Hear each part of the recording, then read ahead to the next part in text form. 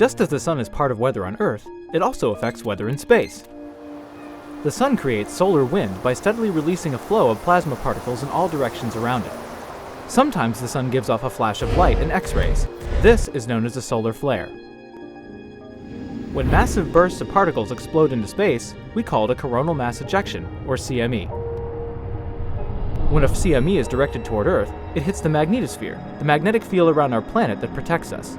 If the storm is large, we may even get to enjoy a light display in the sky called the auroras. In space, satellites may be damaged, and astronauts should take cover. On Earth, people do not feel any physical effects. We may lose electricity in some areas, polar flights may be rerouted, and satellite services may be disrupted. While these situations aren't ideal, they are rare and fixable. This is why we will continue to study the sun and its interactions with Earth and the solar system.